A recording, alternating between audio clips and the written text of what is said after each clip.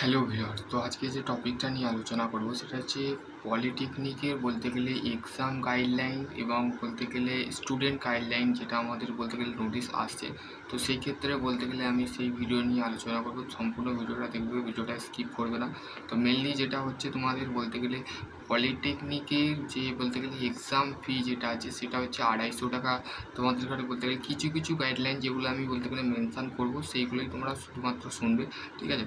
First of all তোমাদের বলতে গেলে যে এক্সাম ফি সেটা হচ্ছে বলতে গেলে রেগুলার এবং ক্যাজুয়ালের ক্ষেত্রে, মানে জব ক্যান্ডিডেট এবং বলতে গেলে তোমাদের রেগুলার বেশি, মানে রেগুলার মানে মেনলি তোমরা যে 3 বছরের বলতে গেলে পলিটেকনিক তোমরা করছো সেই ক্ষেত্রে বলতে গেলে তোমরা ম্যাক্সিমাম টু ম্যাক্সিমাম তোমাদের যে এক্সাম গাইডলাইন সেটা হচ্ছে তোমাদের রেগুলার ক্ষেত্রে বলতে গেলে 250 টাকা, ঠিক আছে। 250 টাকা তোমাকে পেমেন্ট করতে হবে 13ই মে, ঠিক আছে। 13ই মে থেকে 16ই মে পর্যন্ত সামথিং আমি দেওয়া আছে, ঠিক আছে। তো সেইটা দেখে নেবে, সেই রিগার্ডিংয়ের ভিডিও আমার ইউটিউব চ্যানেলে প্লে লিস্টে অবশ্যই যে চেক করো, ঠিক আছে। সম্পূর্ণ তোমরা বলতে গেলে গাইডলাইন পেয়ে যাবে, ঠিক আছে।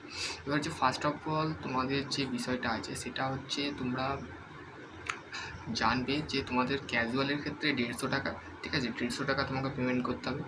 আর বলতে গেলে আর যারা বলতে গেলে জব ক্যান্ডিডেট আছো তাদের 150 টাকা দিতে হবে। আর যারা বলতে গেলে রেগুলার বেসিক ডিপ্লোমা করছো তো সেই ক্ষেত্রে 250 টাকা দিতে হবে, ঠিক আছে। তো এবার হচ্ছে তোমাদের বলতে গেলে পলিটেকনিক সিস্টেম যে গাইডলাইন সেটা হচ্ছে তোমাদের ঘরে বলতে গেলে সিসিটিভির আন্ডারে তোমাদের ঘরে বলতে গেলে একটা মেনশান টু তোমাদের আগের বছরও যারা পরীক্ষা দিচ্ছিল তাদেরও বলতে গেলে সিসিটিভি আন্ডারে বলতে গেলে তাদের পরীক্ষা দিতে হয়েছিল। তো সেই ক্ষেত্রে তাদের যে করণীয় সেটা হচ্ছে তোমাদেরও বলতে গেলে সেই রিগার্ডিংয়ের পরীক্ষায় কিন্তু তোমাদের দিতে হবে। তো সেই ক্ষেত্রে তোমরা ভেবো না যে সিস্টেমটা খুবই সহজ করেছে, তো সেই সিস্টেমে অনুযায়ী পরীক্ষা দেবো, এই আপডেট পাবো ওই আপডেট পাবো। তো এইগুলো বলতে গেলে ধারণা ছাড়ো, পড়াশোনার যে গাইডলাইন সেটা কিন্তু মেনশান করে দেওয়া আছে, আমি ভিডিও বানিয়েছি, তো সেইগুলো দেখতে পারো, ঠিক আছে। এবার হচ্ছে ওয়েস্ট বেঙ্গল স্টেট কাউন্সিলিং যে বলতে গেলে এমনিতেই বলতে গেলে দেখো তোমাদের ভারত পাকিস্তানের সাথে একটা যুদ্ধ বা ফাইট যাকে লাগিয়েছে, ঠিক আছে। তো সেই ক্ষেত্রে তোমাদের যে সমস্ত ছাত্রছাত্রী এখনও বলতে গেলে পড়াশোনা করছো না তারা ভাবছো যে গরমে ছুটি পাবো তারপর আমি ওরা পড়াশোনা করবো, তো সেই ক্ষেত্রে এসব ভাবো না।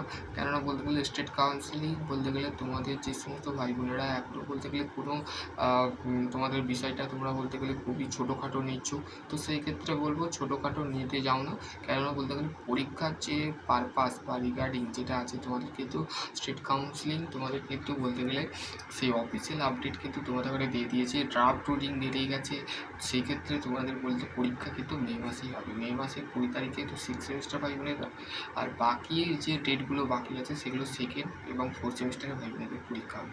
তো সেই ক্ষেত্রে পড়াশোনার যে মেনশান টু মেনশান, তো তোমাদের যদি তোমরা যদি না ভালোভাবে পড়াশোনা যদি না করো 100 to 100% সাপ্লি পাওয়ার সম্ভাবনা থাকবে, ব্যাকলগ আসবে, ঠিক আছে। সেই ক্ষেত্রে তোমাদের টিচার বা তোমাদের যে রেসপেক্টেড টিচার বা তোমাদের যে কলেজের ক্লাস টিচারদের উপরে কিন্তু বলতে গেলে মেনশান করবে না বা বলতে গেলে তাদের ঘরে দোষ করবে না, কারণ তাদের কোনো বলতে গেলে যায় আসে না তুমি ফেল করবে কি পাস করবে।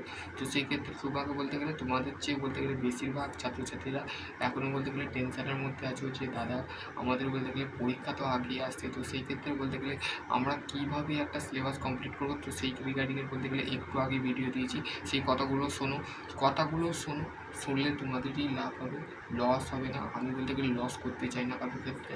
তোমরা বলতে গেলে যেমনটি পড়াশোনা করবে তেমনটি ফল পাবে, যেমন একটা কথা আছে না, যেমন কর্ম তেমন ফল। তুমি যেমন কর্ম করবে পরীক্ষার সময় তেমন ফল পাবে। তো সেই সার্টিফিকেটটা পেতে গেলে তোমাকে যেমনটি খাটতে হবে বা পরিশ্রম করতে হবে সেই পরিশ্রম করো। তো সেইখানে তোমরা বলতে গেলে পরিশ্রম পেলে তোমরা পরিশ্রম ফল পাবে। তো সেই ক্ষেত্রে তুমি যদি ভালোভাবে যদি না কাটো তো সেই ক্ষেত্রে তোমরা 100 to 100% ফেল করার সম্ভাবনা থাকে। আশা করছি তোমরা যদি এর মধ্যে তোমাদের যদি আরও কোনো ভয় থাকে তো অবশ্যই তোমরা আমাকে জানাবে যে তোমাদের কথাগুলো ঠিক বললাম না বলে। আর টাইমটা মেনটেন করো, ঠিক আছে। একটা টানা ঘন্টা তোমাদের পড়তে হবে না, মিনিমাম একটা 4 ঘন্টা মেনটেন করে নাও। 4 ঘন্টার মধ্যে তুমি বলতে গেলে 4 ঘন্টা সময় পাচ্ছ, ঠিক আছে। দিনে 4 ঘন্টা সময় পাচ্ছ, রাত্রে 4 ঘন্টা সময়, মোট 8 ঘন্টা, ঠিক আছে। মোট আমাদের কত ঘন্টা, 12 ঘন্টা থাকে, তার মধ্যে তুমি 8 ঘন্টা আর 4 ঘন্টা তুমি আরও বলতে গেলে তুমি রিলস দেখো 3 ঘন্টা, তুমি ইউটিউব দেখো বা ফেসবুক দেখো, যাই খাটো পড়াশোনাটা তোমাকে করতে হবে, না পাঠটা আমি কী করে দেবো, আমি করিয়ে দেবো বলো? তোমাকে বলতে গেলে তোমাকেই করতে হবে, তোমাকেই বলতে গেলে পড়াশোনাটা চালাতে হবে। তো সেই ক্ষেত্রে আশা করছি আমার বলতে গেলে মেকানিক্যাল রিলেটেড, সিভিল রিলেটেড সমস্ত ভিডিও আপডেট করা আছে, তো সেগুলো দেখে নাও। আশা করছি তোমরা বুঝতে পারো। নেক্সট ভিডিও আমি অন্য কিছু নিয়ে আলোচনা করতে থাকবো। ভালো থেকো, সুস্থ থেকো, থ্যাংক ইউ।